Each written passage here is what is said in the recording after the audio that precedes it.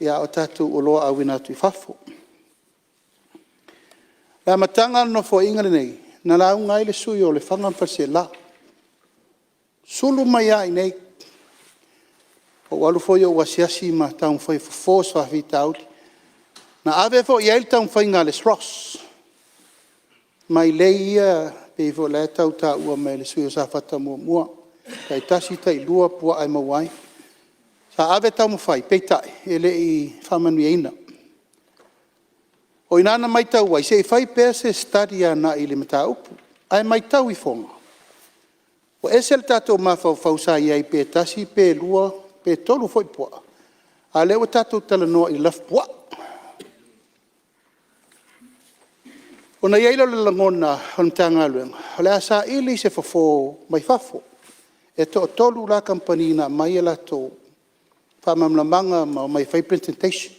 Ai piki e la kampanile mai Amerika le Big Pharaoh mai Amerika. Sa whaui mai se tasi o tamali I mai sale longa. Na fionga e apari se osi malana whana wena no foi Amerika. La tau lalna no mai whai demonstration. Whamanino al tanga luenga ole fo lea. E o foi atea. O te lei taliton wina. Leanga whatua uwa aile o au I se mai lei whapea. Sa ta masani a peo no whai atu mua mua. Ia tatou mai lei masani whaleanga nu sa iai eri le pū. Ia tūtū nei la au ilunga whapena. A eina ua whaatino ma whaateitai le mai lele. Nā mata I sat paitea. Mai loai. E le aila al tari le mo le tatou pa moe moe. I ele nā mata I lon whai tarsanga. Na tarsanga mua mua le lua. Sau le lua. Demonstrate. Tasi upolu. Tasi savai. Ea lea ua sauru se fulu, lea ua sulua, e la taunu mai lesi se fulu, whapopo whapena, e la taunu mai malima sutasi, ia ona whasao a fia o maleo tatu I tu malo. O le tūlanga lea he manatu wai e le tatau lava o na tatu whatamala. A tau sila nei le au whai maumanga le wai e nei le tunu. A tau woi awala ngā lue. Ua whaita whawhale ia. Ia maumanga. Wale ai, ma se whai maumanga toi o le tala loa. A tato masani e. Wa wifo nai apa, wa wifo nai pā waia ia maua tu tato miliona tā la. Tau puni puni, ale nā pupu talo. Tau ia le pupu talo. Ua tau lava o se me tali ele suale ai.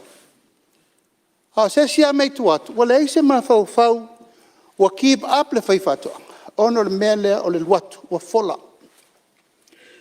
Tua leima se mea tasi o toi mai paia, ma le malu le mota, ia, tonu lava e wha la fonga, lo utau mwhai atu. It's a very serious problem, o leo whai whatoanga. Ia, o le mea le nei o le pua, tu lou lava, na e tau te sirfia. O le tala al tusi e ulu te moni I pua. Ma te tau an tātou whai tete langa o le lamatia o soifu o tangata. E a fia I tangata whai maumanga pe a mamau te le iuta.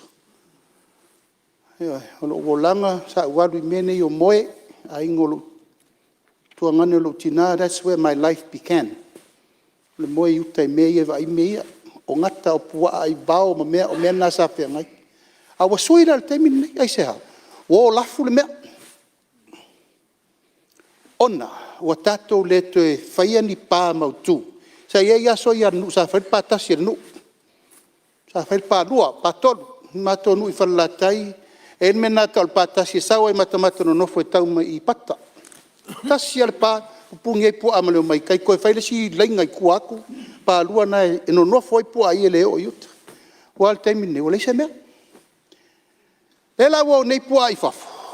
Wa ta aloa. Ma whana whanau wai. Ma whana whanau lana. E le la wa tato wo ni mele. A tato watu e tau mwhai ati na e wale mwhai na whai. O matua atiri ai o na whatupu te lei. E rei mamau te le atu se wha welawe mtau tia wha na tupu whai tura whale vai maunga. Ai sea, ta tia whale mai tanga te torua to toru o so whai e pu ai wau. Se mea matau tia leila vanei tau sanga nei por tau sanga ele. O so fai el pu ai va.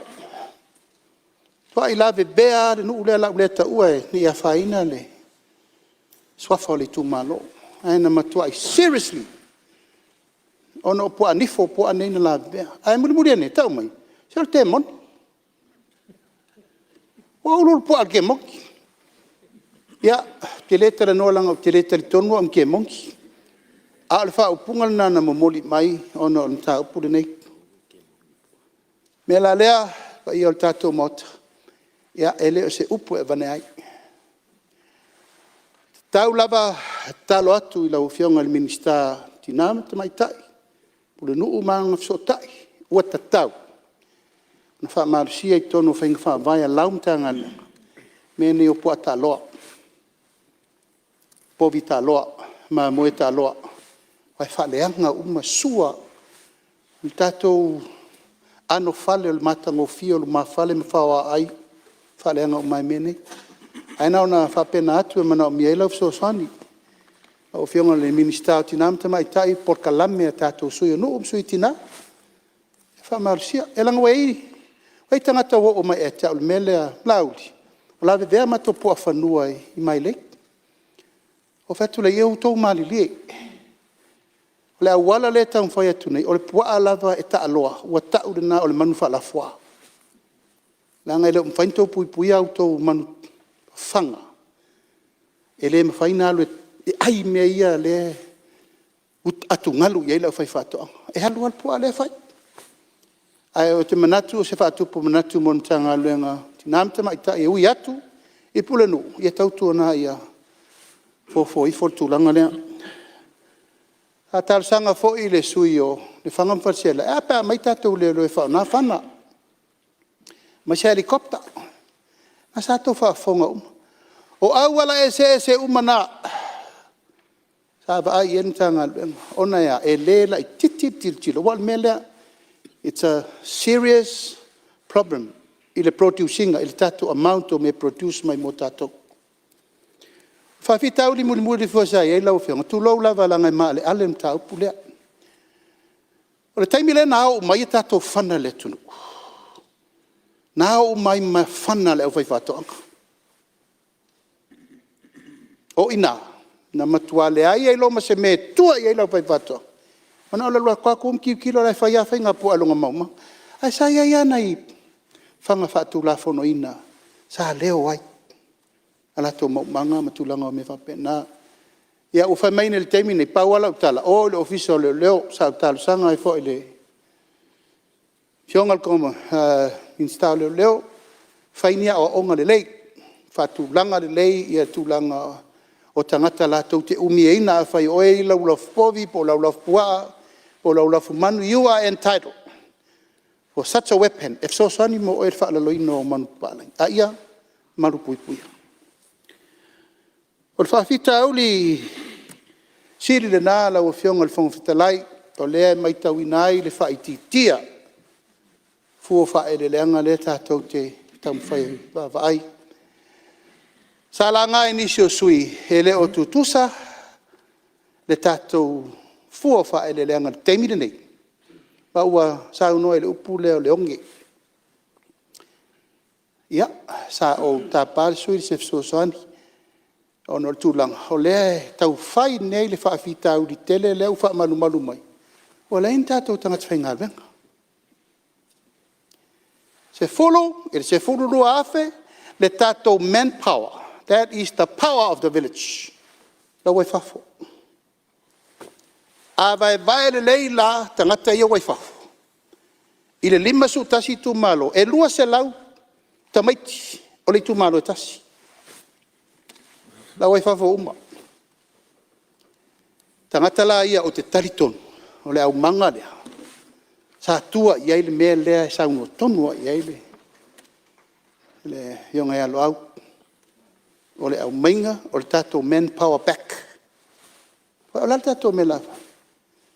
O le intangata. Ai sea, o le se hope. O al manatu le tawititi, ma le ainga ma le nuu tato o si tato sa ili. Mai fafo. Let's take this opportunity of RSE. So Swani may ai. But for the long run, talo fai. O tatou le invest. Mo le mea mamao le tau te tilo ai. Lesi se fulu, se lau tau sanga le lumanai. E no fo ale tangata i nei. Ma faila nati na e. Mo lona ai. Le ua matan fata miri le saiko. O la le saiko. Faile tiu te le malo. Faile tiu te le tu malo. Faile tiu te le ainga. Faile tiu te le tangata tai tōtasi. O lea. O lea tina e al tangata i a moi.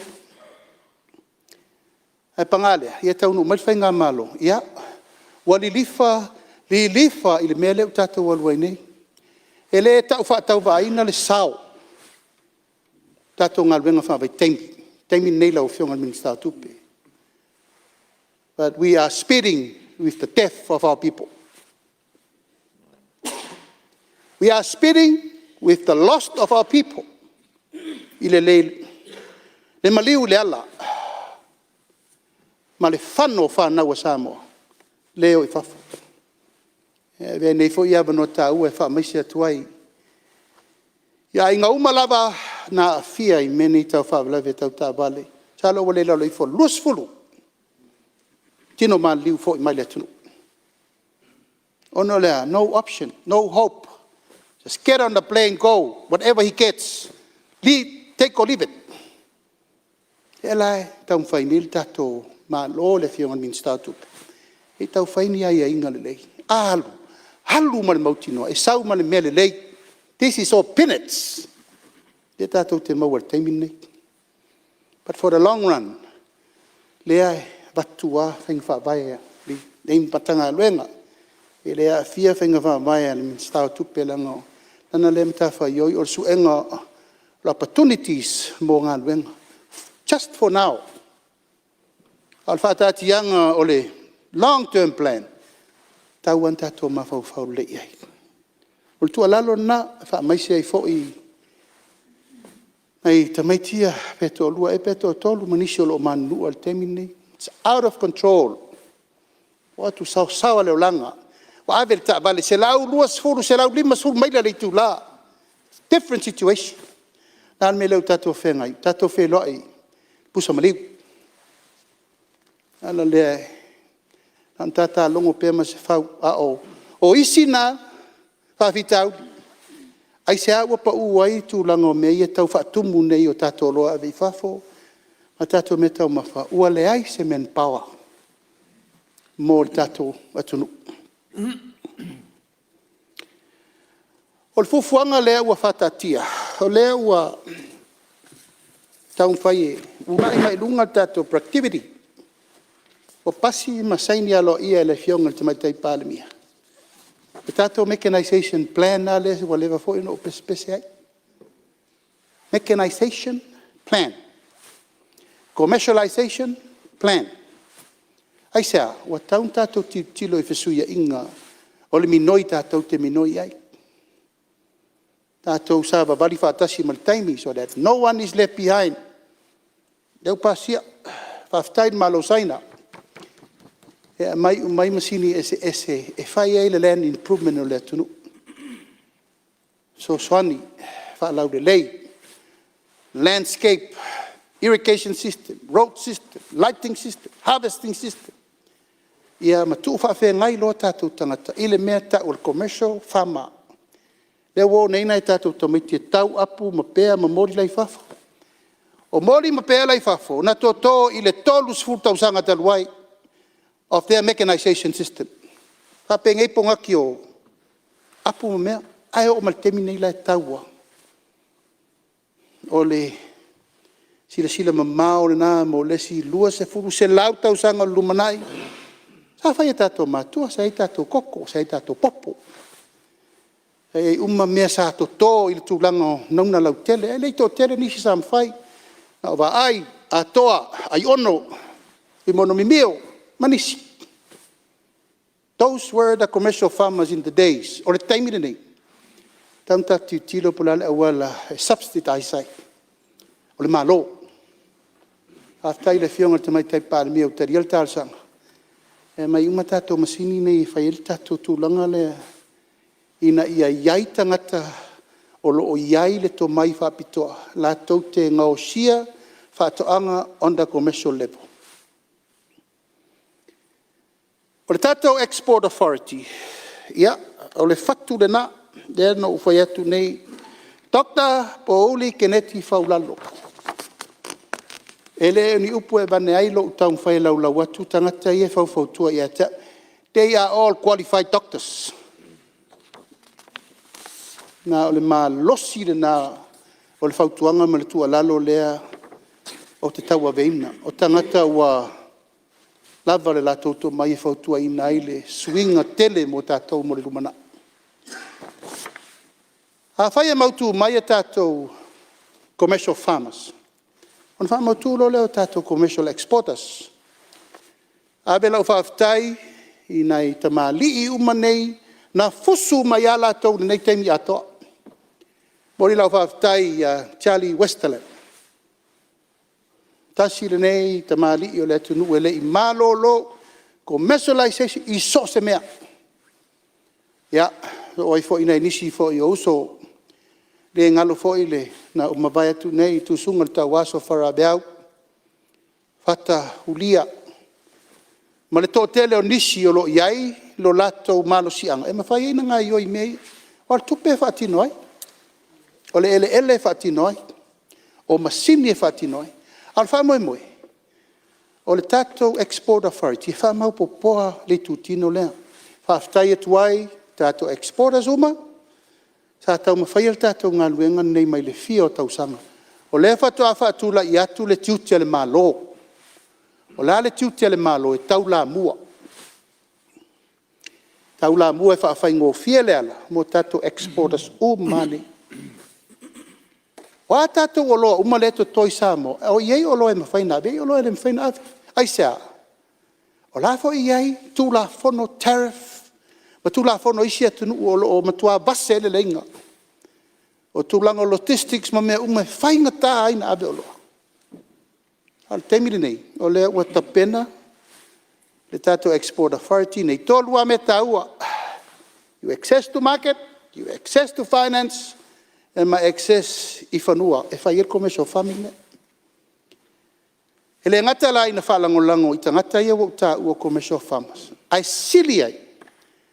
Ona tātou whaalangolango I tātou whono whaavai umma I le tunu.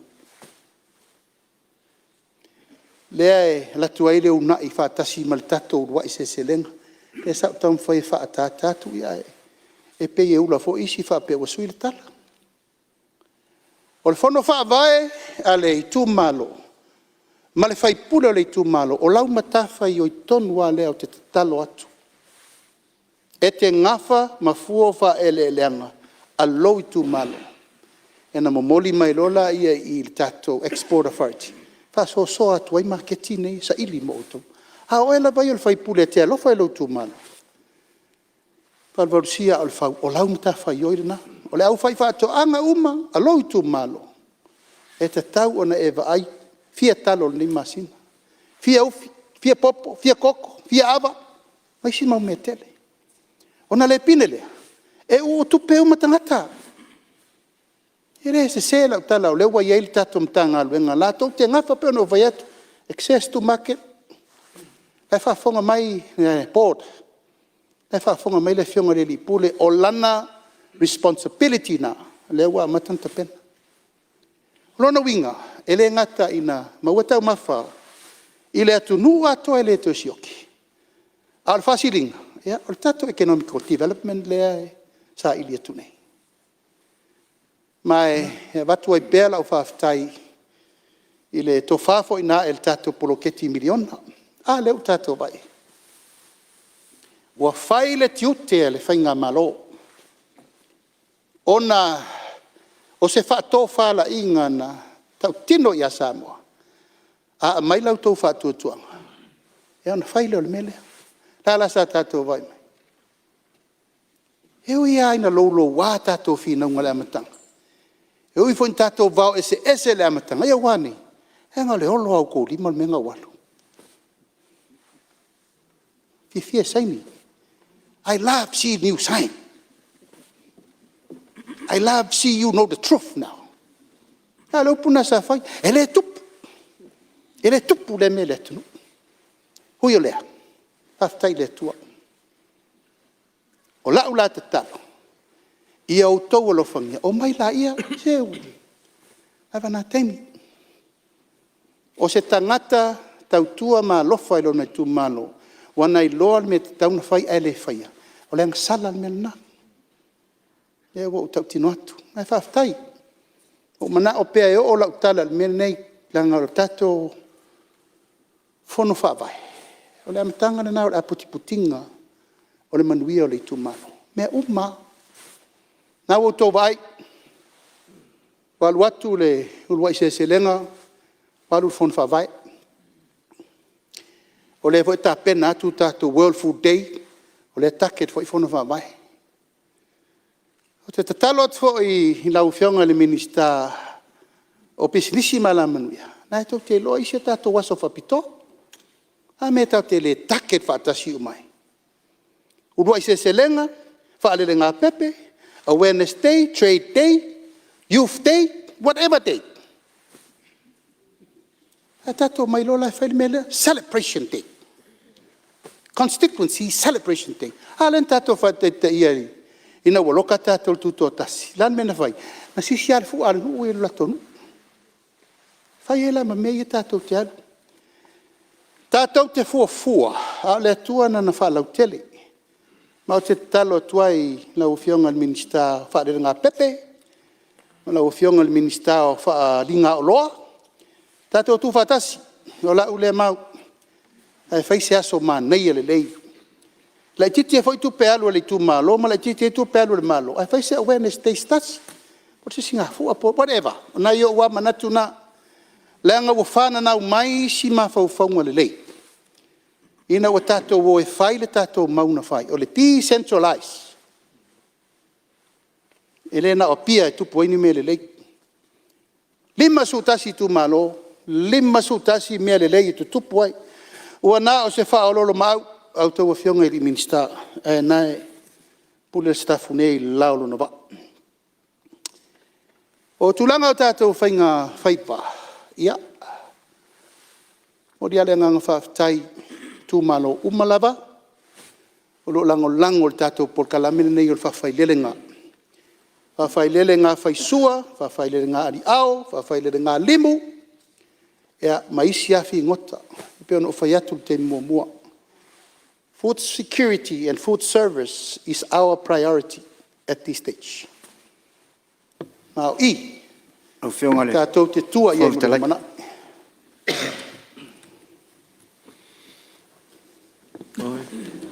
Sei faisi na malolo ngale. Tule mai lau whionga le. Staff atong whaftai mo lawa noa. Whangan whare se la.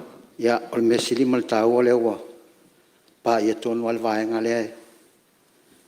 Fia mo isef sosoani. Ona longa mai au le. Ta si o matu nuui. Si o matu tu malo. E yes whafitau lai titi leo lo iai mo tulanga i tau whasao. Tulanga i whaisua.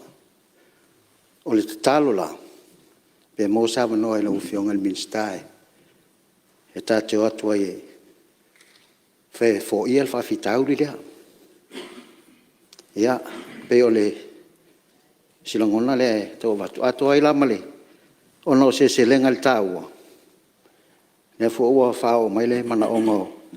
Se o nula whase lae.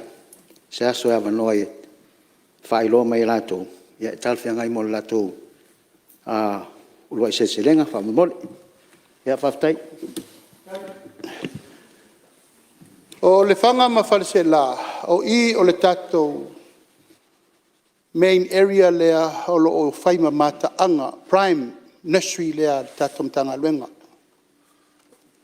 I o lo tatou wawa ai ai whaisua wapenei. Nai tau tisisila. Ai sea. O i ua lewa ona tau mawhai le atina e nei. Mai le e ni upo e vanei. Nasa tau vai. This size. Ai se si e fia tel tonu. Ia, nasa ule mateo mate mauru tua.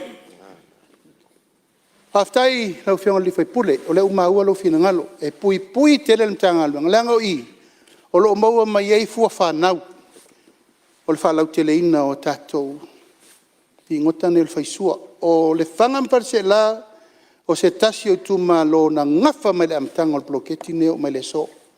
O le lei, e mai al tātou whono, ea o na tāo, sili tau tua mal tau mai to ina tato fono I lunga lapta ngat la tonu mena fina ngalo ele ngalo ofisa le mo se tonu ai tato wo tua le melo fa sino mal mele ele tunga lunga ono fe ese inga o le va o le sipito nu mo le sipito nu ta lo sia ai le o se fe ese inga fa por kiki a ia fo la mea tato nu masina lupe tatio tua e fo le mta upu ina ia manino tatu felo ofisa o tele vai le me tonu na tupu a siri tau tua mal tau mai to ina o le porkalame fa tatia mo la fai va talo fai wa lui fo ai lalo le standard o tatou ma tatou va fanguta o standard nei na tatou sa wai le temi ino fa to a oso mai le mene nei o le long line tala no mal temi o valsfulu ya fasa o leivasfulu o mal tau sanga luafi wa mata na leto e au le malosi o tato capmarang sia yai ile mamao le mele wo yai ile mumenda le tuna ma le mele ta milo solo ai ia ile atunu o nga sami sa bebela o malulu o nga sami sa malulu o bebela ma ua whapena na fe ese a il tūlanga o loo iai ia whangotanga. Ua tau wasai mai le mea leo atua o nei tangata whangota ma o atu wai lapa.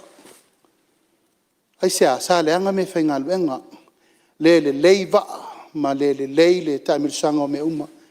Pei tai, ele I nofo ai tanga luenga le nei fietau sanga, upgrade pēr ma aveti ma inga walesi, whaale le yafi. Ne fo I ta'vili atu tato sap from fa taua fo afi fo pa fangota fo ma me fa pena peitai wa tau na tato sila I lesi standard I lunatu le ato sa mo ale na mato malanga I tau sanga ni sa over ai I le proposal na Amerika sa mo ta o super alia mai o se ma fa faunga no fa atu ya seu alo tilo le mele pola la wala mfaina fai se fautuanga I le malo I le mele na tatou tangata na le atu ai taimo mai e asa ai sea pe ono fai atu o minoi lei ale me mamao aua mana o mia foi la va malolosi ma me fai nga luenga malolosi e me fai na ona I tatou tangata I to inga tai ne o tatou iai ia e tatou al me masani affordable a fena ma fai nei tatou tangata ele ma fai se longa foi lai apa atu le tatou fai ngā malo e fai se subsidy e ma fai tūlanga e so ani I tangata o le tatou te nau wa tatau na peor le tatou fuava ele ngata I tatou domestic boats a tatou commercial boats le tau tsifia e lua company lai lungo le wafu le oke so ai olo wala la o mo le wafu ma tumu ai va ai lungo le wafu. Pa wal tato mele fine on transshipment. Ele tato wia. O ia maisi I said mo le lalolangi ai ofa ngotaino mai le sa ati mai nei. Na na fa le si container abe. Sta mai tu pe ale tato mo. Alfa na no te inga leta sanga I le fionga le minista o wafu. Ia se tapena se wafu e o ala to ia. Ile la loi for se lau fa ngota le tu ngatai.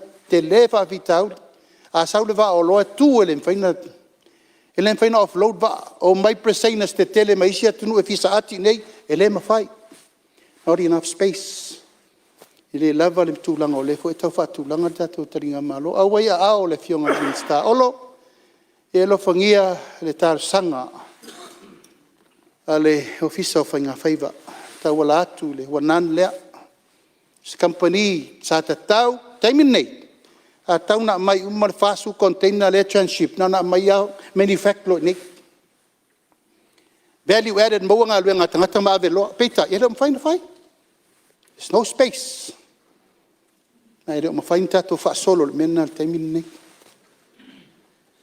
tata sanga fo inisi ole tato mota e moni la to va fangota commercial fishing boat ya me ole utte na fa ngame o sia una proposal e batu i tonu fono fa bai a le supa alia le ya por commercial fishing boat na ave lunga kapeneta la bepa se furu va e mai sila ya to e mai tua se to e fa matala le yat le la tapena mo solai e o lau palau le na tal sanga mai ai sa ile la muita to bepa le e te manu malo ai palau e lua la ia te minne tato ofisa langa o e tele lo saul tato fola o ina fatalo mata o tato va ia tata no le o atu le falo longo mai ia sunga ia Rosetti ia ma seu tata tele no pe fa pe tu langa na o mana olto fono fa vai e fai ni investment le ia wa tu langa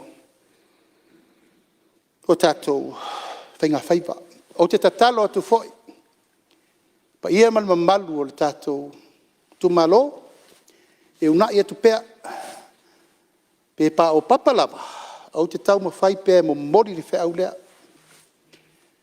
ngata i fale e mana ngata i uta o mea foa i fua le atua na le tatou a mata le atua e fatupu e tele mana no ai o ngā sami la foi e ta pena le teimi nei le fataltanoanga na e le famsinonga o lesi tangata mai Asia o sau wao si ki ukampa e tau ave whanga oi whafo. Mai le value le me, e makau kia le value. A o nei funga, tātou te le eia. A iei le whai tete, ngalanga le funga, o lana job, o le whama mao le lagoon. Ina nei te utato manatu e ave. Ia ai umane, woto tale. Tu langa o le tātou ngatai whale. Al fa mo le utala tala ntanga le o mai nei fa ngata to o nga sami fa mai fa fa lele ya le uto fa fonga mai le fa fonga men tanga le ai ai ni tu malo e fia in kalesi tu ai nga poloketi ne ya na fa so ta mai le tu langa ole tatum tanga le al tatu tilapia e le fa yatu Whiunga whangawhitalai, nana lei mei tau atu lea se saunoanga matano fia le whiunga le Minster. Ia, ta e la unga le. Sau le leia I tulanga I wa whanguta. Ia, saunoa lau whiunga. Na wa whiunga le Minster ia pe na watu le tua lalo sau le lei lava. O le pōlenga nei o tātou alia Samoa. I wa aia mai whafoa. La tau ne wa taula I le wafu pe ona e saunoa foi. O le tūlanga la le ena watu eis whautuanga I la wa whiunga le Minster. Se sila ane le control le whai o le tātou waae. Ona I mai tau ana I wa whangota ia sa talanoa mai atea. E o atu a se I tūlo ul maota nei, e o atu a waa ia tangata I whafos. O atu a li o le vaenga pol I le vaenga le iaile. E o atu lana e o tātou waa u le se ia. O te talo la le sa tu ina atu, se I whamole mole se I sila totoa I le o ngā sami lea e ia le leile puipuinga le lopo le waa leo po ai le puipuinga na ngā tai whale I le whangotaina. O lonon lua, a sila fo I le maketo I ale talanoa tu ea. Wa le mwhaina o tātou tangata le taunta, e a whapea la le ua e saunoa e o mai a la tau nei ma sa saa mai whamonianga. Ia e tau langona fo I le fia. Ai whaatau mai la wha wholesale fo I nai o tātou tangata wae. O le isi o le mau fo I nai whaiwhaiva. O le isi ia. Pe o le ia mene o le ia pe e loa e la tau malulu ia o ese whapena. Ai pe o le nganga le sa tau avatu ai le tau sanga I lau whiona. Lau whio. Ina ia le si o manga le whaatanga mona o tātou alia Samoa. Na ia le leima malu le pupui. Leu maua. O tātou. Lau whionga le. Ia, saunoa lau O whiunga talai mai whamawina le tualalo. Ai ai ni whamamaunga whapea wo tau silfia o iai se mate inga o se matenga o whangota whaasoritu la whono wa la popoa nei to tonu o tātou sone lusu mai lei tonu mai ona li poti mai le tanga e foi mate so tai ma le fionga le minista mana longo mai au il tulanga le yei va o lo mai to tonwe e sa sala to tam fangota mai la vai tato o ngasan ma o se mete taun tato pui pui ai ai o talia lau sa nonga o le maula vale mai lau fai fato fai mai o le sei a leo te moli mau watu o swinga na leo tato yei o nga sami sa yai o le yai o nga sami fo isa no fo ai o le mfai lona winga wa te taun tato ta pena me fai ngalwenga tato o fai fai yo atu le malosi tu le sime na tato yai a lusu mai le lea mai le tolu sfutausa la tatem yai al temine me vola na yo to si la foi mamari li el tau al temine ya o pau la varna ai wa yai fa tupu manatu yai fol tal sanga langa sa fai mo me le so soani ale malo il pensini le au fai fat au fai ba subsidy si lungo il pensini sam fai mai o ta pena foi wa atu lunga umana ma sina umalava e fai el fono tele le au fai ba si mac ya mai manatu malangona na au fai ba ai aftaile fa tupu manatu na ufiong al fong telai ya no se mai le el tato stros e foi nisi sa ta ua po lale me wo el tato fal su e la ufionga wa tatau ona le time le research a wa tau lona develop le mau formulation ese la fa la ita mai o tel tonu o le tato export authority ya leisi fa anifo le leia e fa sanga loa ana is Ross. Wow, sa ideata to products e develop ma export. On the commercial level, o fa tonu inai le pulo le Ross e anga i mai tonu e fa ma popole tulanga o tato export authority au mai amatanga o tato i laita. Wala o mataulu, levan tato pese, tato talo, pauta, fai. Wala mata le swau popo. Avoka, ia maisi mau me ese, male mau me fururima, lau e tau. It's the matter of development. Ia, au lo hanga i mai wa tele au teimi. Ia na fau ta atia. Ele ia ise a malosi la tau te whatulangana le tu ulo e rungo le valele ma avelo i fafo. O te langona le nganga whaftai le ati na e le whai nei whaleolo. Tato terminal fau lea. O mau ai se lao e whai eima se packing house al mtanga luenga le export authority. Ma le ofiso whatoanga.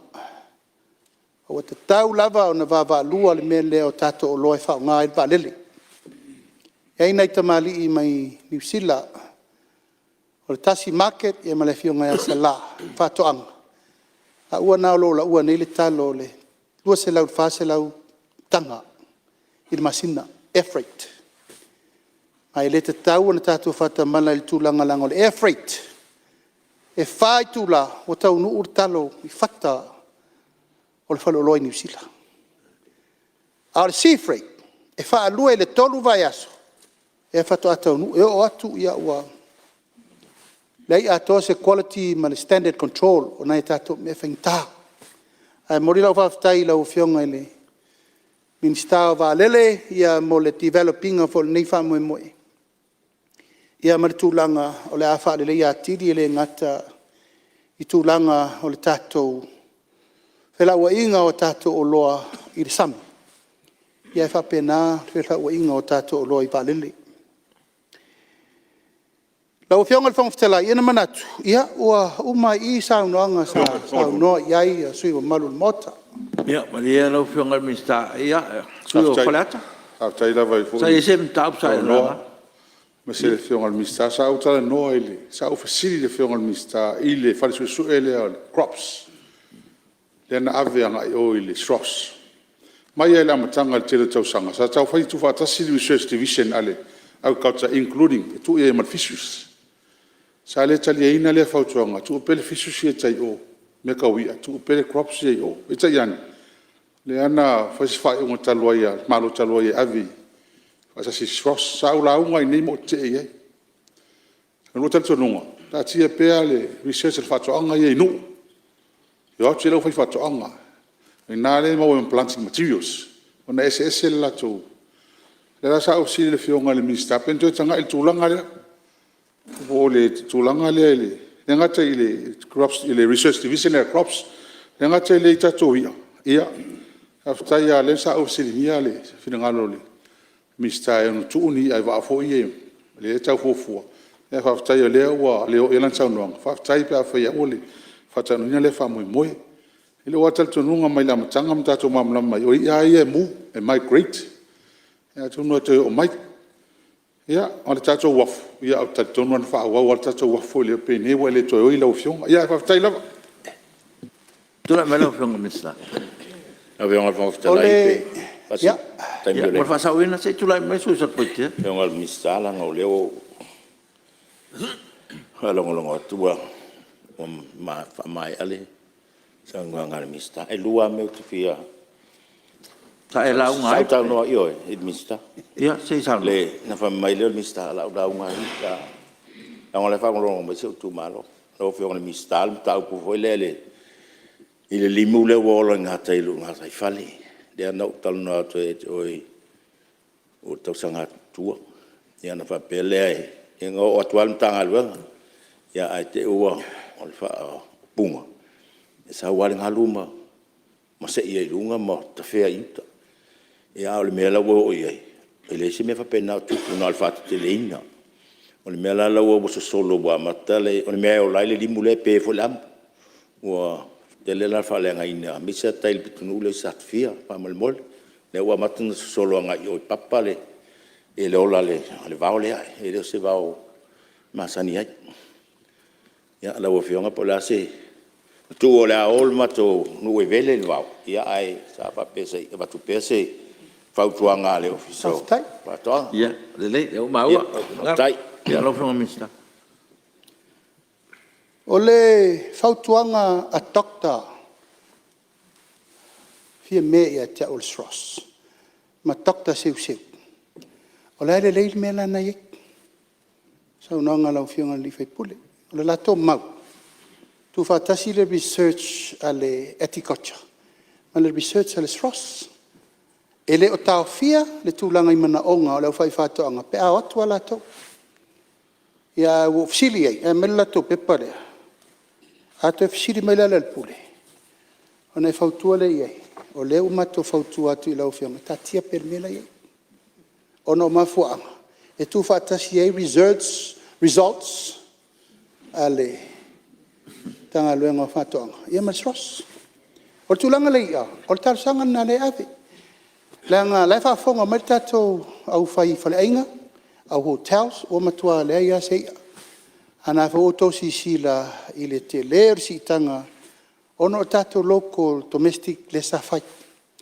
Tarsanga la le nave. Tau tatala mai a ia tu low lava e le whapeo ni ia o reject. Tau na ise pasene o ia ia ave i whafo. Ia, o fese me tatu whangotaina e tatu re tau mamafa ia. Ai ave i whafo tau mamafa isi a le tau te fia tau samia. O nao se vaenga pese me por su pasene of the O catch. fionga fonga fono. Ia, na mai la Ai ia. lava. Sau serve mana o le tunu.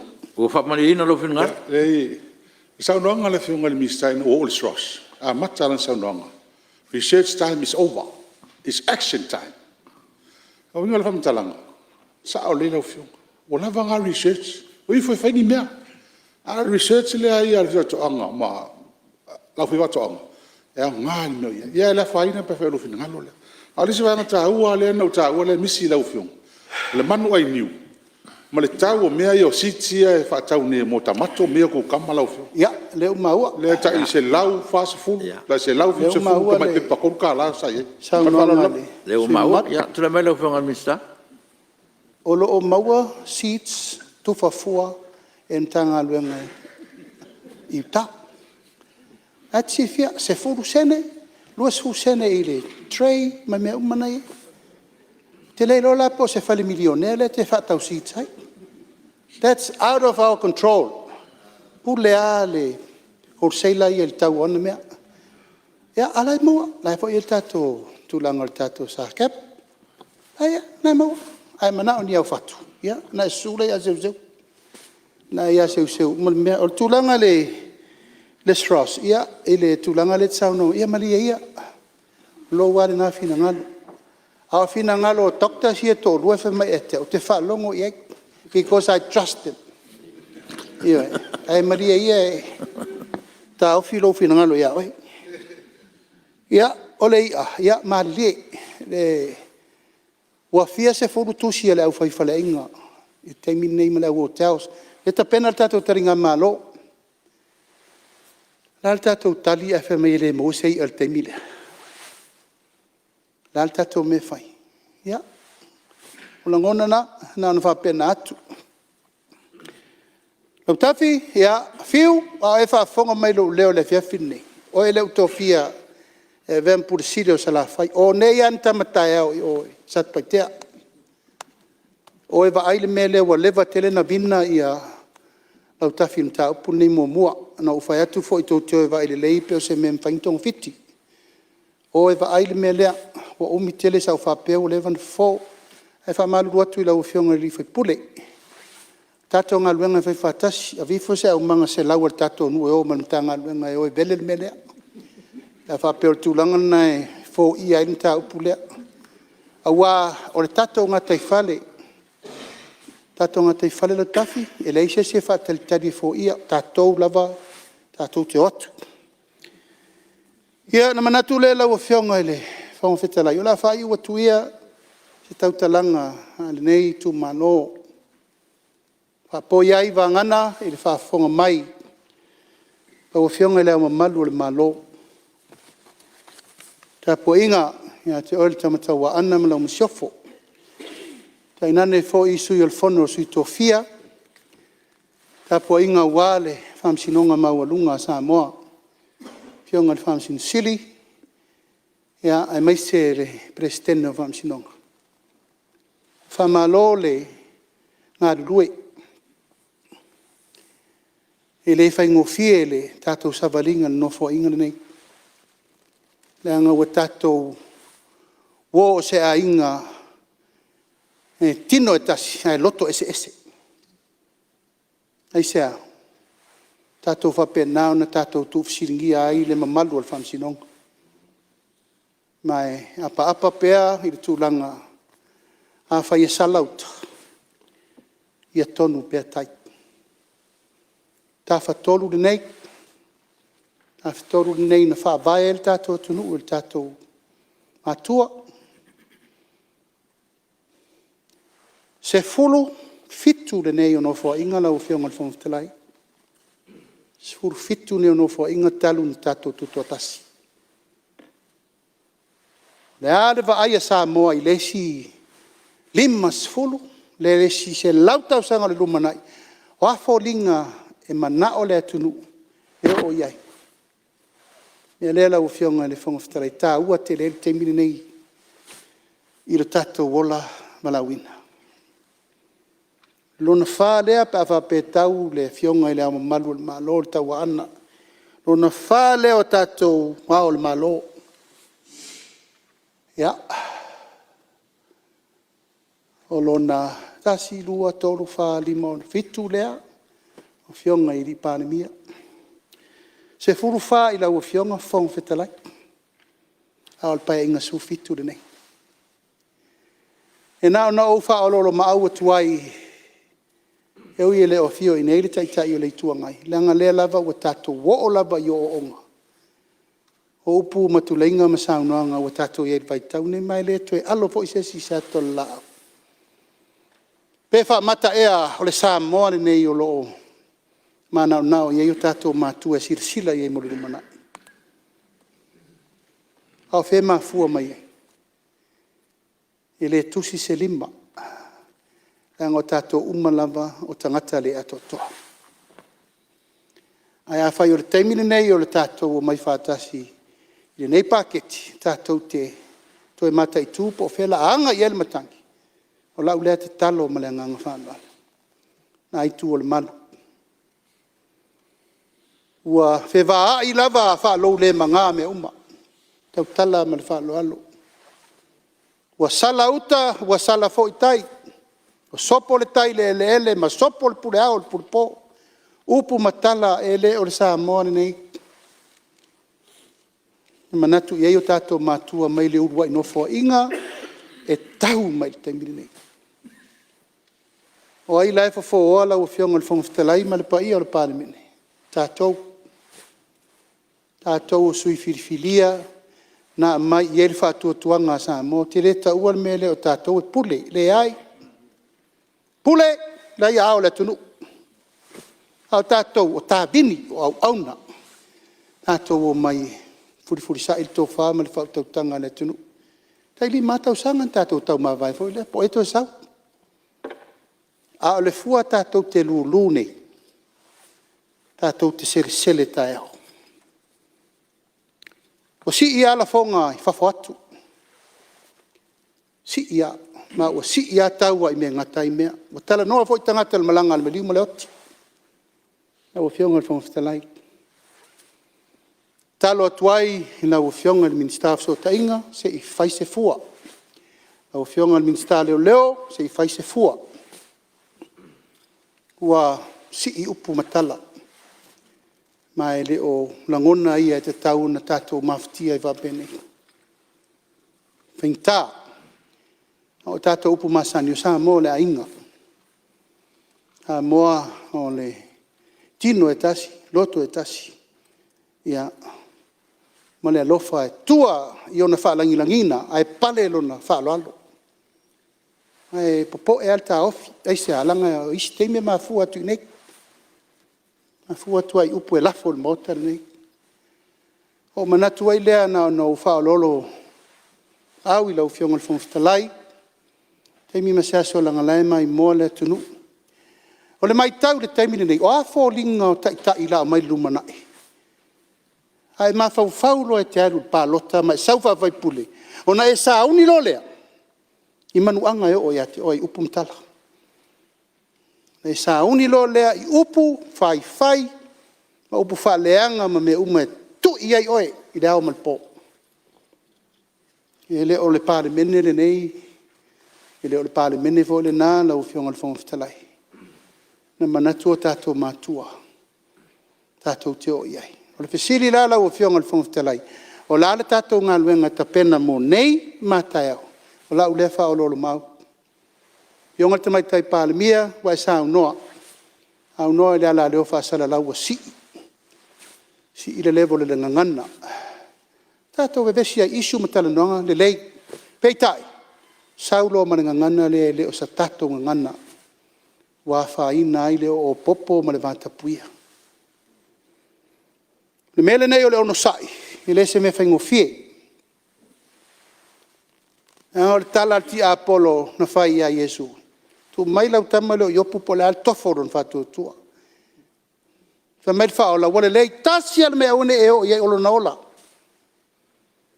Na pena se la ngona le teimi nei lau fionga le whangaftalai. Whalono fo ima le whae tete sa noanga na fiwa. Si le upu a matantara noi la umalosi. Aftai wa tu la ia ese upu ia. Langa lai whalongolongo le tunu. E so fore nei, na la fo ese si tangata le upu. Tu lau lava. E sa webe ese lo uru se pet. E whafonga mai le tunu. Tu lau lava la wafionga le whangaftalai. O ai la sulu i aitai o le tunu. Ngau na ufa pena atu. Nga ngau le tāpua i Samoa. O le maota le nei o le maota o le whaafai lele ngā upu o le tunu. E o mai aitai o le tunu. O upu la ia e la lafo i aitai o le tunu. Ne whaingo fie. E langa le nei meo le ono sai whaing tātele. Whalangolango i le tua. Ma tali tonu i le tua. O tātou. O tangata bala awina. Lo tu ma lo pe le. A inga sa te pua, ma inga sa ma lia toa, ma le mamalu wha tolu. Tai nane le pai o a inga. Sa ese ma lau tō wha tua. O ta maa wha le anganga uma i so se whata whai taulanga. Ua wha ma lo.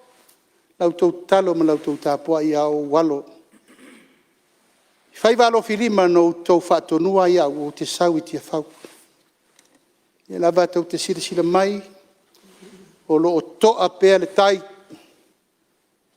O lo toa pea le tai. E oi le tele o mea ese en wha o songo leo langare nei.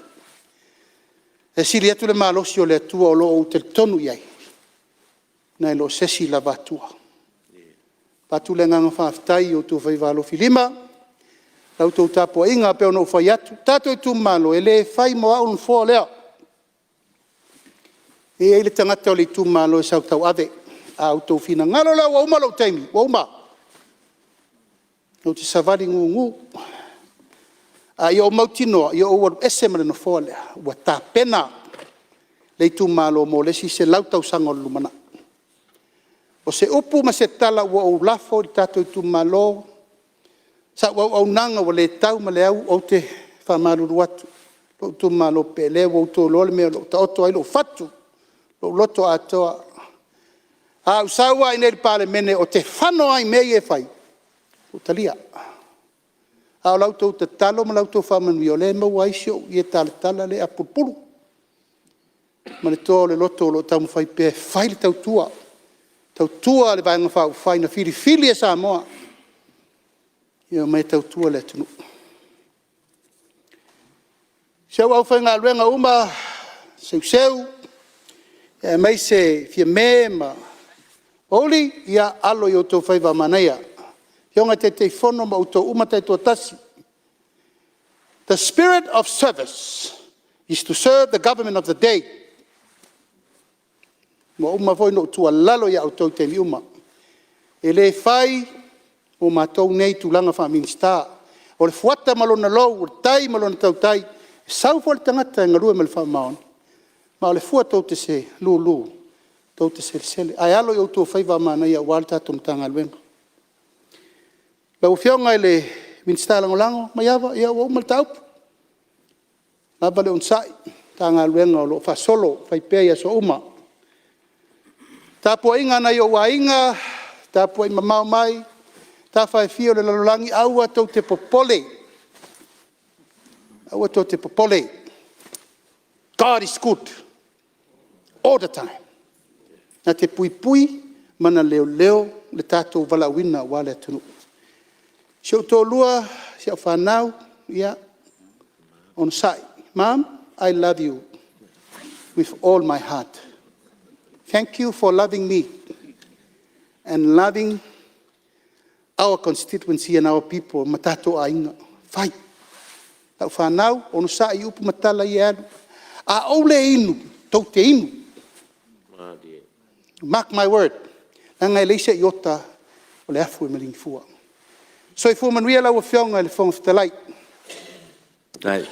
O umi pēr, whaafotunga afa o lo fua sina, a wasa moa.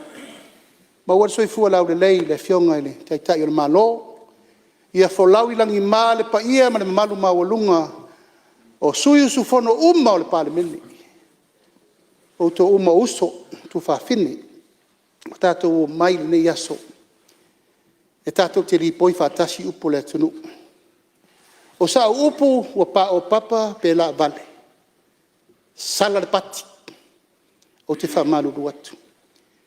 Whamaluru atu le pa ia ma le mamalu o le tātou mota. Ia ave, le tātou te tununga ma le tātou taulanga o le tātou te tutu whātasi e. Tau tua le malo Samoa. Whamanuia le ri i mo tātou uma, whamanuia le tua mo tāpua i mai si o tātou tunu. Manuia le so.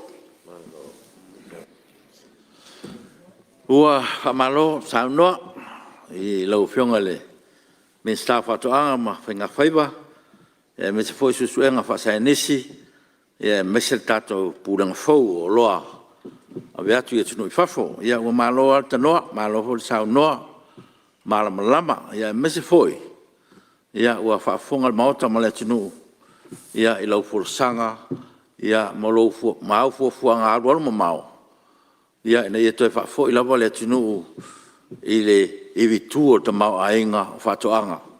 Me lea ia malo whaftai, lea ua maua le nganga le. Lau whionga me se fo i le instalango lango, ia malau fo i tanga luenga, ia malo whaftai. Ia le fu o lau whautuanga i tonu mota, ia me se fo i whaafonga mai o le tunu, ia malo whaftai. talo al fo ya mo pelo tele mo lon sai ya mo pel malos fa wina ya wale bala wina me le fa time mon saunanga ya wa tatu man tatu fa solonga I lo pionga sui palmia min sta o tu pe moa ma tu pe tongi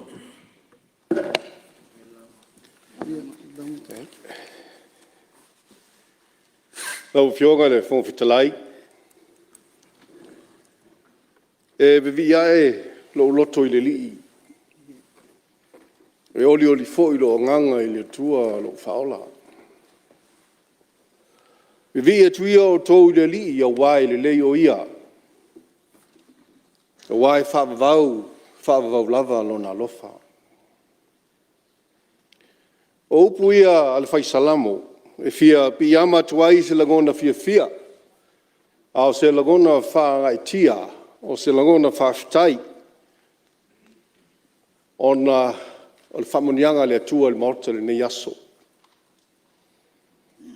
O lilingo le vaitoa. O taia wha tolu le pale alugana e peo le whaiva le tāpalenga. O ite fo I le malama I saua. I rua ngā fo ata o le taia fou. E mua o na usi tiai le atu I aleanga I sa tātou whaasangi. Au sa tātou whaapolo I le tua. O na lo na lofa mo lo nanga le lei. E o maile nei tū lao le aso. O lo tātou whisile whai le mga whitau soifua. I lo na matango fie. Au te mua no whaatulou pa ia mal mamalu le mota. Tia whaunei. O te whapai atu whaatalo whaatu lau fionga le fong fitalai. E fio lau fionga le tamai tai pa le mio Samoa. Lau fionga le tai tai o le mota. Ka fio li I ma tamai tai Mean Star o le Kapeneta. Ka fio fo I Mean Star lango. Mo tato le whatasiai ma le fionga le tai tai le tuangai. Fio lau fionga le sui tai tai. A mei se sui maluma o le fono usu al Parlemene o Samoa. Na fio le whamasino sili ma le vasenga o whamasino o le whamasinonga maurunga Samoa. Lau fionga le Presidene ma le sui Presidene. Whapea le vasenga o whamasino o le whamasinonga mamalu o whanua maswafa Samoa. Le loia sili ma le suetu sili o le tātou malo. O fisa sili ma pulenga ma tanga luenga uma so se ma tanga luenga e meise whalapa tonga maoti o le tātou malo. Ia whapea le whailau tusi ma lau whainga luenga le fono. E whatalo whatu le tapuinga mamalu. Ilana fionga le au mamalu le malo Samoa ma lana masiofo. Le fioga le sui o le fono le sui tofia ma lau faltua. Le tapuinga mau I sunga I whawhengainga taulangi. Mausi taulanga uma si o tātua atunu. Ua le ngata I Samoa nei ia au atunu I whafo. Ua maloa fua tai au o maua I le anga alofa ma le anga leo le tua. Nua tuie sanga whatini o tausala o tau paia mo tau whainga a wale tau swasuino le upo le vai. E so se bea lo tau whawhale le maduai. E to tono le tātou atunu. Au te le tolonga I umu loa ma au taia le ta whaitoa o whaingatā o paia Samoa. E muamuai o na o taia le vai a whei, ma o whapoipoi la au tui vanu le paia maurunga. O ainga mo lātou tama. Tama mo lātou ainga, le mamalu le usonga tu mua mapule, e tu au ma la taua, ainga le taima le vao fonti. Fo mai tulangi, sa ole masale au mua ma le launiu na saidua, fa tui o le motu, tamo le manua tele, ma to o le whaleula. O pa ia Samoa mai saua si pa ia le whawhai lua loto. Ia mapuane ia i nia whane malafo le taula i malolo. A wā wano whawhale sa tu ia maa e peo le whetalainga ia tu masanga. Nau whonga le whionga le whonga whetalai. Ia se ili liwane le nei matanga luenga o tiute matupe maua. Se itali atu inisi foi o mata upu na la ngā. Esu i mamalu, ili nei vai aso e mese foi il vai aso o tea. Mua la o whionga, tupe maua mo le tausanga wha le tupe, lua o, lua tolu, lua o, lua wha. Nau sina li poti pupu lava la o whionga. E fia e whaelo atu o lo solonga le lei ngā luenga le nei matanga luenga. Ngā fua le nei whaamtalanga o no mwamwhaion au sia le tele o vaenga. O ana sini au tuo le nei tausanga wha le tupe o whaangasolo nei. I le tūlanga o tupe maua, e ono se lau ono sultolu tesima le 2 miliona, le tupe sa fuafuaina e aoina e le matanga duenga le nei, e le tausanga wha le tupe, lua o, lua tolu, lua o, lua wha. E o mai le whai unga le masina o me, lua o, lua wha, ua mawhaion au sia, le ono se lau valus fulu ono tesima le 4 miliona tā la.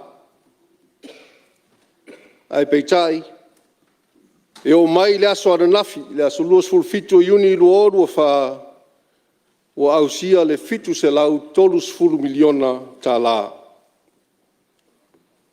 O lona winga, ua iai le whaasilinga o le tupe, sa fuafuaina e aoina le matanga luenga, i le nei foi tausanga, wha le tupe, lua o, lua tolu, lua o, lua wha. Ia, o lo iai lea ma le sina whaasilinga, e tusa lea ma le iwa se fuluvalu tesima le 4 miliona.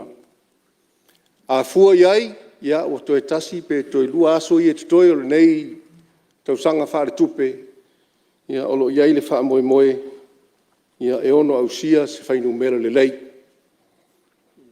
E ui lava le nei whaasilinga, e leo nofo lava le matanga luenga, o lo wha ngā solo lava ngā luenga whaatino, na ia mwhai o nā oina tupe maua, e te tau o nā oina i tu tonu o tausanga wha le tupe.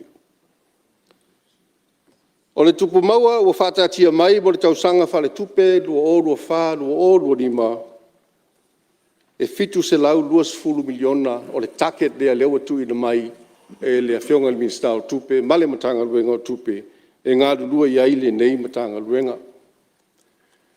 Ia, wha moe lava i le sosoan mai o le tua, a toa ai ma le langalang sua le mamalu le atunuu, te tātou malo, pa anga tō tino le nei matanga luenga, ia o pisinisi mwha la potonga tu mooti, ia e ae manui ai se whaiva o le nei matanga luenga. O le sene pisinisi, e tā ua o na whaamanino mo le sira fia. So se tangata, po so se whaalapo pitonga, e whaatino se pisinisi, e maua i tupe, e te tau o na talosanga sau le sene pisinisi. A whaapea o iai ni au walanga tupe whaauau, pe maua foi tupe, maua whaupopo, mai whatau inga o loa, ma au au nanga, goods and services, pe whapea fo i whai ngā luenga, e ni tangata i lau pisidisi, ma e whaatino fo i se ngai oinga, ma se wha moe moe, e maua i pea i a tupe, po business activity, e te tau lava ona whai sau le sene, i lalo le tū la fono le sene pisinisi, tasi iwa vadu. Le sene pisinisi mo ofisa o fono whaavai, ai tū malo whaapalota. Au whionga le fonga whetalai, o lesi lea whisilin tū lai mai, e tu sai ma lea ieinga o whaalaisenina o fono whaavai mo na ofisa i tū malo.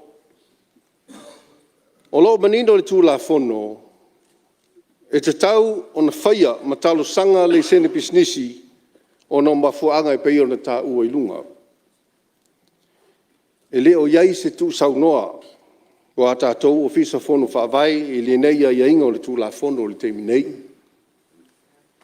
O mai tauina, o iai fono whaavai a disi o I tūmalo, wa ngai e sa ili se ledi.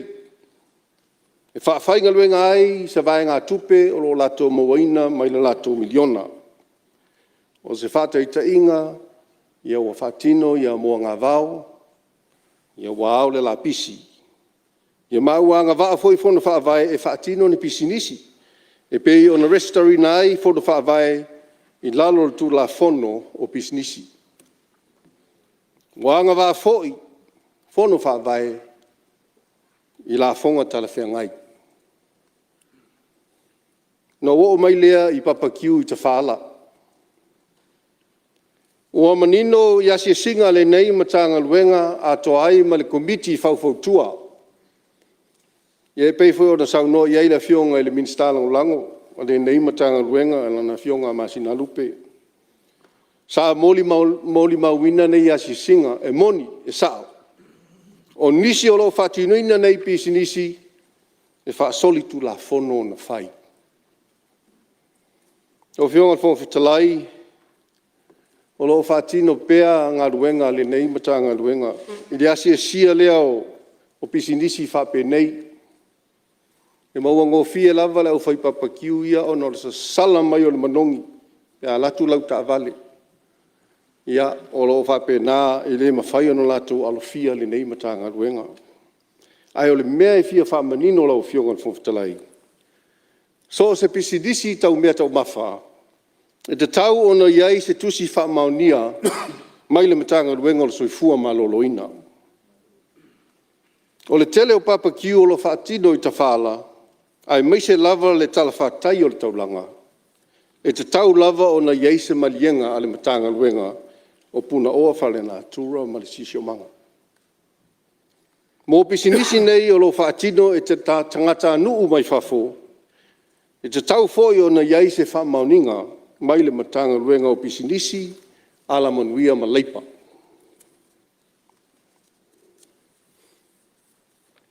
O lona winga, e te tau o na mua ngā ruenga e wha amalosi ai tu la fono o matanga ruenga nei e tolu. Ai le I o mai mo le whatinonga o le nei matanga ruenga mo le sene pisinisi. O le whaafita auli. O loo whengai pēr le nei matanga ruenga. Mai lato nei o loo anga I mai Samoa I lalo o pe mita te whao. Pe o mai fo e whai pisinisi, ma whainga ruenga I lalo o le visa siasi e whaatino ai pisinisi, leo lo ta ua o le business visitor. Po se visa siasi e langolangoina e se tagata nuu o lo nofo mangalua I Samoa. Sponsored business visitor. O le mea lava lea sa sauai le tele o tausanga. O le tūla fono lea e o mai lava le teimi nei, le o mai le nei whainga malo, o lo iai ma o lea tau te alua ia. Se teimi o talo noa tulea e se ngai o inga fo iwa, tō wha iai le palemia ma le kapeneta. Ia, e tau mwhai iai le nei whainga malo e wha I titia le nei wha fitauli. O le pemita siasi lea, a tau nuu mai le tangata I Samoa, whatua atu ina atu le pemita, petalia fo I le uru fale mai Samoa, mo le tolu masina I le iwa sefulu aso lea. Silsila le morta, a fia malanga seisi o tātou I liusila po Australia. E whaatino talusanga o visa, e apalai, ia whaatumu le form, e whai online, telefisili, tato whaatali lea pe talia pe te ena lau visa, e le whaingo fie. Ai o loo tu avanoa pea le tato tu la fono I le teimi nei, mo I lato ia o loo fia siasi mai I Samoa. A todo se mafuanga le lei na mafuai, e whato sina mai tangata ta whawhao, ia peo mai fo ia siasi mai ma invest I to tono le tato o tinu. Ai o le whainga leo tupu nei, ua whaonga se e la tau o lo sa ili manuia. A sau le tangata le pemita te whao tolus furuaso, na toe tāru sanga leo lesi pemita i dunga atu. Tolu masina o nofo le visa te whao, a uma a palai loa le pemita whainga luenga, o lesi tangata e sau le pemita te whao, a laua i loa e sau e whainga luenga. A mai ale tolu whātau sanga, wanga waa le pemita no whamau. O whaila na pisinisi, o maasani fo i tangata Samoa, ia o isi tangata whai pisinisi o whaile matai Samoa, o whaile to lua Samoa se i tulou. So o lea ma le talo sanga le sitiseni Samoa, ina ua atoa tau sanga. Mau al sitiseni, whaatau le whanua, whailo na whale, ua mautu. Le alisi beso, au mai lolo na ainga. Wanga waa fo e se so sia. O whamanianga i tutono le tātou atunu mala manuia. O mawhaio na whaonga e la tau resources i tutono le tātou atunu. Wanga waa fo e pālota. Wanga waa fo e vea la tau stangata e filifilia mo le tātou palimene. Lau whionga le whonwhitalai. O le whawhitauli. O lo iai i lātou nei o lo fia siasi mai. Ia, ele lei ale siasi mai i le visa ma toi foi. A o i lātou nei e o mai ma le mafau po le intent. Le wha moe moenga e o mai e sa ili malo, su e ngā ruenga, fia nofo i Samoa. Ia, o le tangata na leo lo tupo i whaala lave leo lo sau no i aile palimene le nei. Ioi, a manuia ma mautu, ia, na ua umana o whaiatu, na liu ana lea, ma mai tangata o longa ainga. E o mai tangata o longa ainga, ia, o whaawhaingo fie me uma. O le upumondi, ua mamafa le venga ale matanga luenga. E le tūlanga o le monitoring ma le enforcement. O le taumwhai lea ia matai tuina, sua ina pe tulilo ina, se i tau whaatindo le malusi anga o le tūlafono. Ia, o le tātou fisili lea po le ale tali. O le ase tali ale tātou malo. Ua manino le nei matanga luenga i le whawhitauli. Manino fo i le tātou malo. O lo iai se fuafuanga le tātou malo e whaale leia tili tūlanga o tūlafono. Whaale leia tili ma whaainga leisi tūlafono, ma whaafeala whani i leisi tūlafono. Peo se whaate tainga o tūlafono pisinisi leipa ma la manuia, ma tūlafono a whemalanga inga, le ofisa o whemalanga ina, o tūlafono le sene pisinisi, ia manisi fuafuanga tale whengai. E te tau na whai. Leisi wha moe moenga, na ia si tia le tūlanga o le ngālu lue wha tasi a matanga luenga uma. E le wha soa ina o wha matalanga, ia ai meise le tau sisia o le wha malusina o nei tūlafono, ia po le monitoring le ama le enforcement. Ia, o lo iai foi si tāpenanga le tātou malo. Tau la mua le nei matanga luenga e se tāpenanga, o se reporti ma se whainga whaavai e pei o na ta oto ele whita ngalo le palemia ma le kāpeneta. I ni ta iala e sui ai tū la fono, ma whaalelei a tiri ai dei tū la fono, ia nei a whaiti tia le whawhita uli. O le nei tā penanga o whaingo inga o le JACE, po le JACE. Whaumi ia o le Joint Action Cooperation and Enforcement Group. O lono winga, o nisi o matanga luenga ma ofisa o le atu whaatasi o lato malo si anga whaltu la fono, e ngā lulue whaatasi ai, ne ia whaafo i ai, le whaafitauli nei.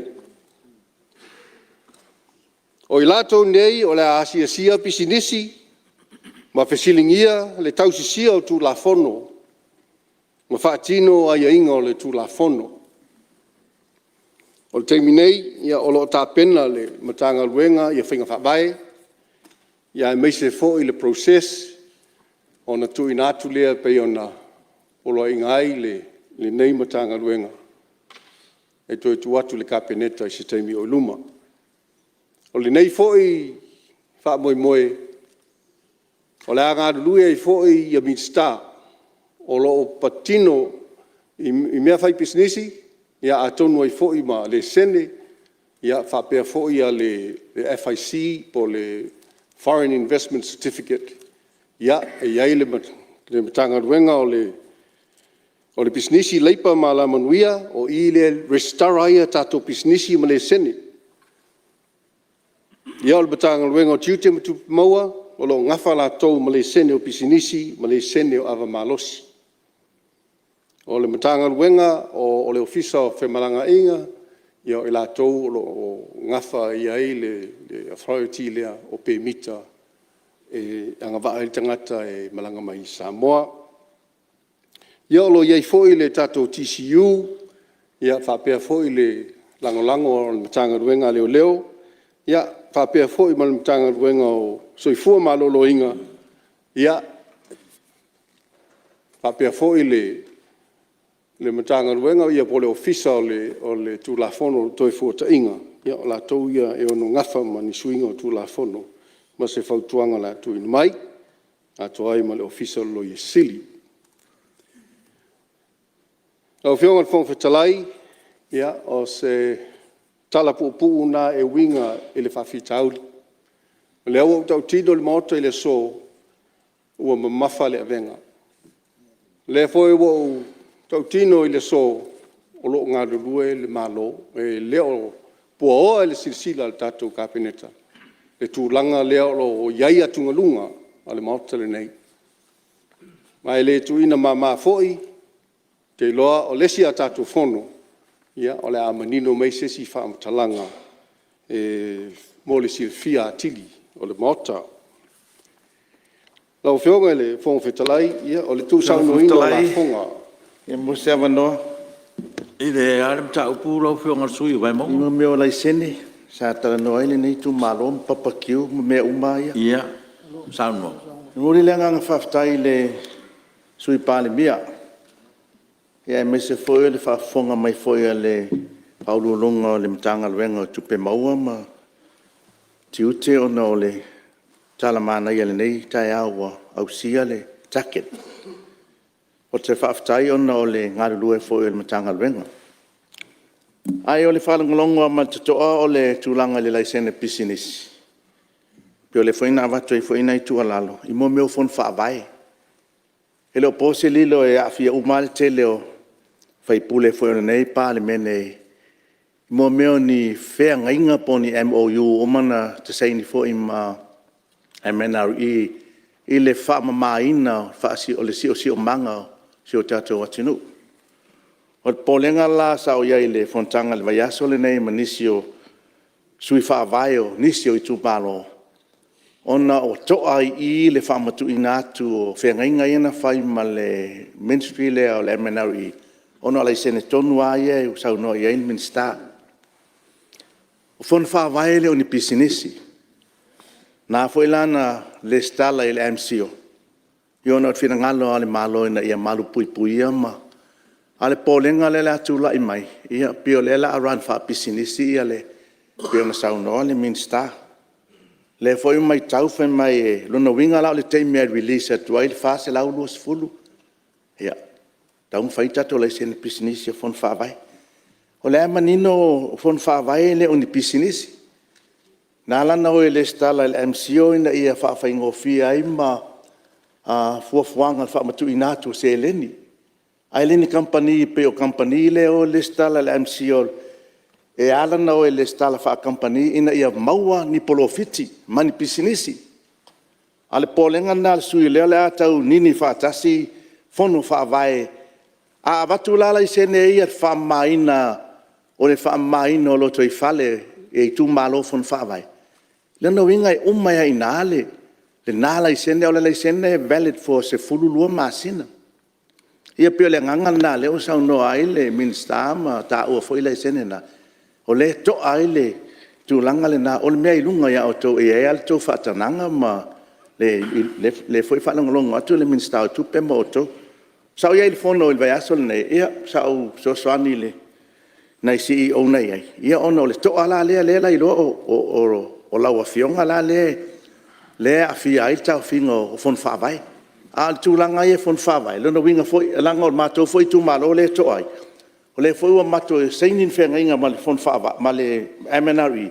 E fa matu atu ia te to ino la au. Ia le o mau atu. No winga la a fa matu atu to ino la. Se umatu lele umatu. A fa matu atu foi la to ino la au. Lo no winga foi wa ta pa foi mene o la sene. Ia, o le tu langa foi papa kiu ia na o mau atu le nganga le sui mamalu. Ia, wa tau se ese foi le lau saunoanga mai le saunoanga le minsta.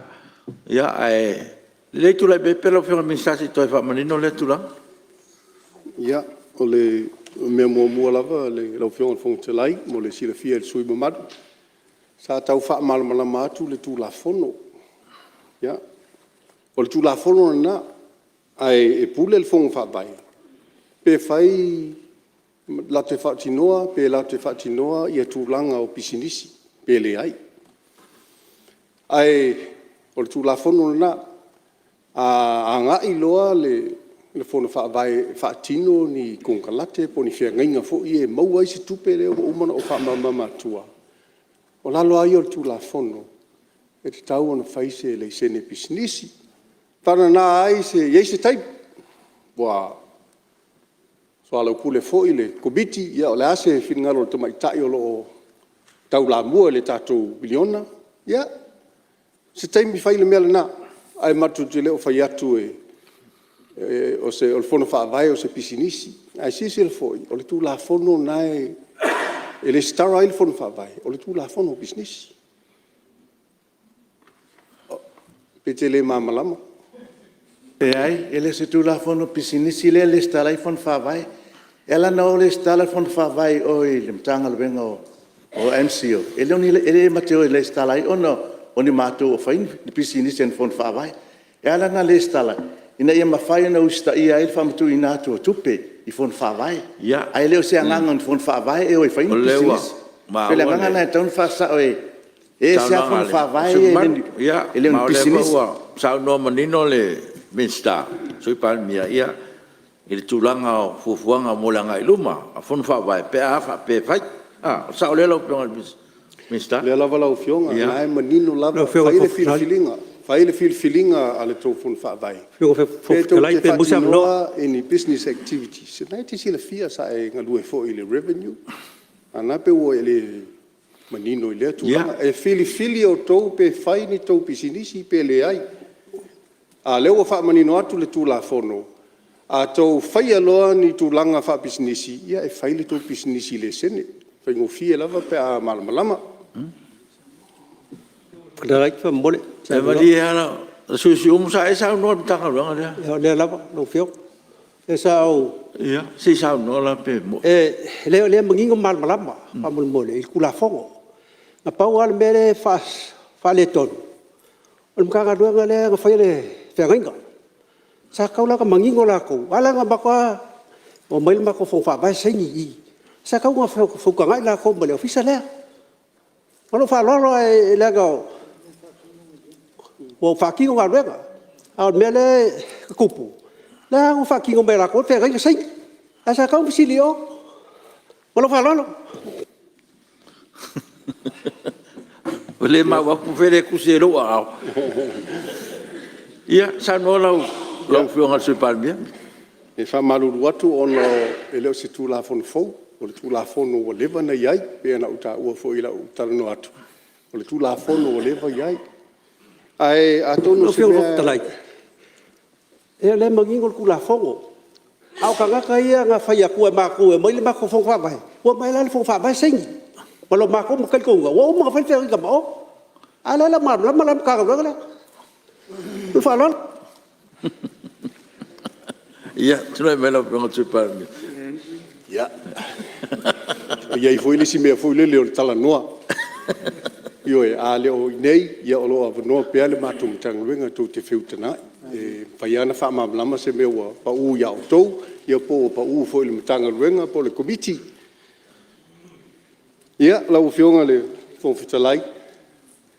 O le se tasi o sui mai whalatai sa au mai le mta upu leo le tu saunoina o le la fonga, le au malu le malo. Ua whaamawina le maltotoa lau fingalo. O la atu e whaatino foi se ilo ilonga a le nei matanga luenga i nei mata upu. Ia, e se matu inatu se wha ngā solonga tala whengai. Ia, se teimi o iluma.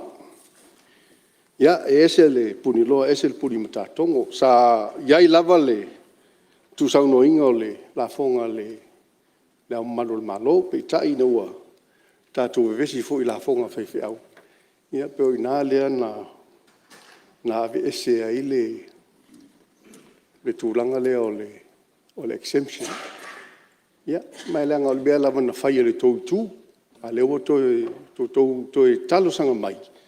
Ia, e lea whaina o lea e whaafonga atu le whionga le tamai tai pāle bia, ma le kāpeneta. Ia, se taimi na whailoa mai leo se mea o tō ele whina ngalo le malo. Ia, awa fo i le tau talo sanga mai. Whionga le whonwhitarai. Ia, ke te ro po la se sitari a kari koe le sui pāle mea le ua e whaafonga mai o le la se sila el malo. Ia, o nau lewa whaasa le whaawila vesi whaafitai. A wala wā leo whaafitai na o whionga ere. Sui pāle mea. Ia, tula mai lau whionga le, sui pāle mea. O lau whionga le whonwhitalai, o lau se e mai loa i le polkalame lea o le TIMS. Ia, po le Tax Invoicing Monitoring System. Ia, po la fonga ia i lunga o loa e au ina ma o loa whatau atu e pisinisi. O whionga le whonwhitalai ua mai au na whaatino ina suinga o tū la fono. I le tūlanga fōu i tātou tūpe maua, mo i lātou uma o lo iai le wha malusia o le wha ngā ina o le TIMS. O lo whakasolo fo i ngā luenga le matanga luenga i le matai tuina o i lātou nei ia po pisinisi. O lo i lalo le polokalame nei o le TIMS. O lo mai tau pēa le matanga luenga o lo iai lava company. O lo o whapena o na leu sta ia. Ia, tātou whapea ia o le au whaalong tata. Po le lava ono sa ia foi. O le tau aveina o le nei polokalame tāua. Ia awa tupe maua. Mo si o tātou malo. O le tele lava o le whawhitauri. Ia o le tūlanga foi o le alo alu whapea ua pēle masini. Ia, o se mātou vai le mātou vaenga mātou ai ti le ai. Ngai e whaima siasi foi lele. E leo le peo le masini, i peo se mea foi le whaitonga fiti. Ioi. Ia, mo le sila fia, o lo iai le mea ta o le TIMS receipt, o le li siti lea e lo lomi mai tono le masini le ta. Na watu le ia te oe, na i loa la ia, o leo walo ia lau whatau, o uma foi na li poti mai le 0.5% leo lau VAGST i le matanga ruenga. Wa o le teimi lava e tā ai rau whaatau i to tono le masini lea a se whaloloa. Ia o le teimi fui nā e maua ai e le tātou matanga ruenga lea o revenue le whaamau maunga o le VAGST e to tongi mai e le whaloloa i to tono le tātou malo. Ia, a whailoa e le whaia e le whaloloa po le whaatau aloa o swatita inga le mea le nā.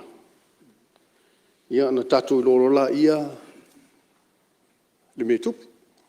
O le a le maua e le malo le tupe. Ia, a laua umana tutongi e tātou nei o atu e whaile whaatau tangata anu o Samoa. Ia, o le o whela nai a veile nā tupe lea na pasene lea na tipi mai lau whaatau. Ia, e sa o ele upu foi la lea Ua ave lea le mea leo sana mea. Ioi, tu sa fo ilele ua sa te tauna mai le tupe lea ile malo. Ia, ala ua tu e ia. Mo ia. Ia o tele ta ua tua se upu ai peo se definition le nā po se whauinganga ngai tutonu o le Tātou Crimes Act. O le tangata fo ilele ia, o le ngoi. O le deprive o le malo. E se mea te tauna o na mauaina. Ia, le ua tu e ia mo ia. So, e whaamanatu atu. Ia tātou ngā lulu e whaatasi, tātou neo lau whai pisnisi. O leo foi la matai tuina o tau e le atunu, nā leo o talanoa atu le mea nei. O le Teams receipt po le li city o le Teams, e ilongo fia lava, e umi, ia, e iai le mele po se mea whaapalpala, le code, ia, o inai te iloa ai o le Teams receipt. Ai alu atu, ai nofo le whatau loa ma tusi lima le risiti. Pei ona sau noa iai le fionga le fonfitalai, le sui fonfitalai. Ia na tātou loa la ia, e heili bea nai tupu ina. E le o maua le tātou matanga ruenga, le collection lea.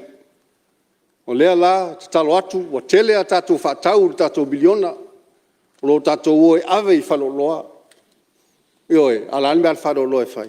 E tusi atu le, a le amio tonu, po le tonu o le mea tauna whai, ia vatu ia te oe, po le fonu whaavai. Le sa whai al whatau. Le Teams receipt. E tautua nā, ma o tau, le risiti le nā. A tau le mautinoa, whaapso tai mai le matanga luenga. No whionga le whonwhitalai, sau noa fwoi nisi o sui le tau o loa. Ma le tau o tiute ma la fonga i o loa tau me ai. Masalo le mea nei e leo se mea fau, te le lava o teimi e sau noa lava sui i se wha maa venga. Ua wha mauina fwoi la le matanga luenga i a talo sanga ntu ina mai. Ai le lei lava o na manino le maotale nei. O le tiute o loa tau mea tau mafa, e se lo na whaatu langa ina. O loa e iei le ngao, se i tulou, le maasima, ma le suka, o loa na i tauna whae e iei se tiute tele. A o loa e au ngā ma le soifua maloloina. O loa na e tu saunoina pe whaititia fo le tiute e whae e iei. O nisi o mafuanga o le se senga o le tau o tiute o loa. E fua lea le atina e si o tātou atunu. A whai o loa o lo maua manga o sia i Samoa. E tu i lalo le tau o le loa. E fausi ai o loa, lono ina, e tu i lalo le tau o le raw material. Na ia encourage ai tātou e fausia ma manufacture ia o loa i tutono Samoa. E au ngā mo whalingaosi nei, ai o import, ia po nisi foi o lolo o mai fafo, ia o lo tu mau peli tiute. A ngaosi o loa i nei, ma whapena na ave i fafo, ia o lo iei foi le whaamama venga. Mo le tau o le tiute, na maua i se fesili na tu e mai foi se tasi o sui o mota.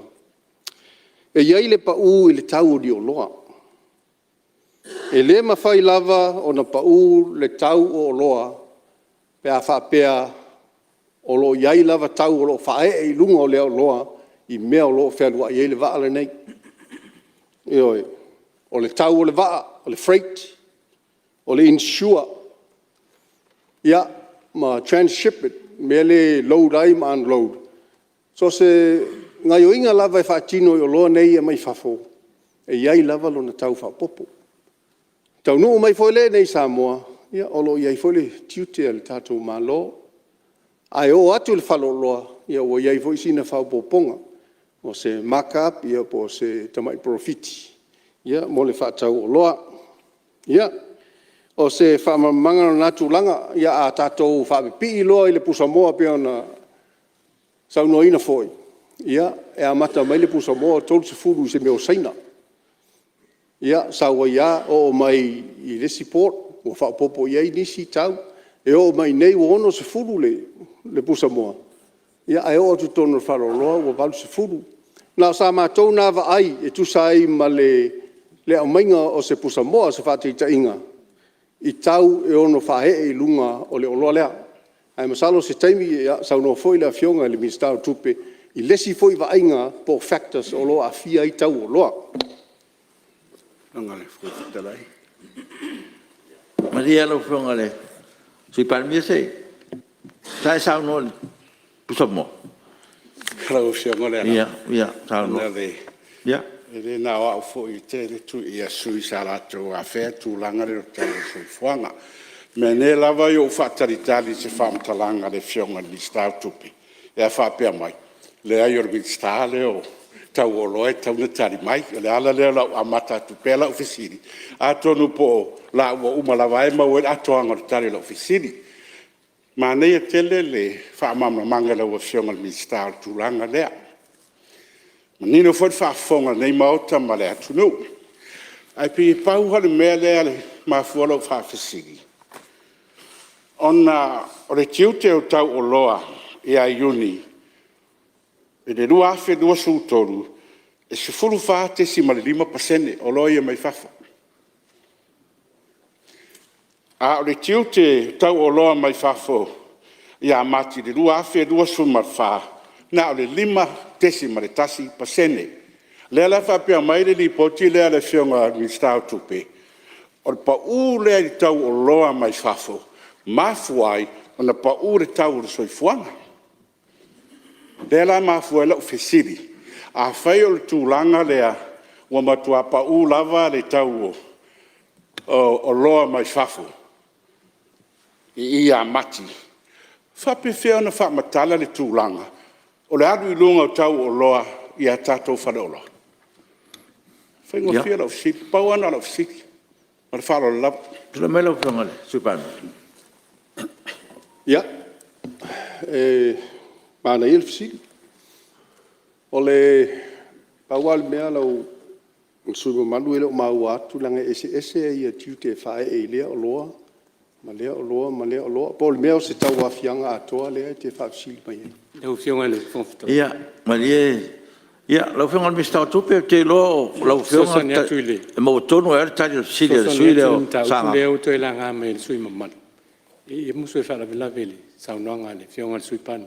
Leo li sau ni e to e tali le Samoa lea. Na. Ia, o te mi tali e le mi stau tupe man whala lo whianga. Ia, na tonua. Ia, whaaftala o se io o le o sai pe se io ia wala ke pesidi me ala fe pe baba io miska kupe ai ke lo miska kupe kalimai ia o tatu o matatu te malolo ia mor su 5 minute ia tatu a matai fo patati ese ngaluenga o fono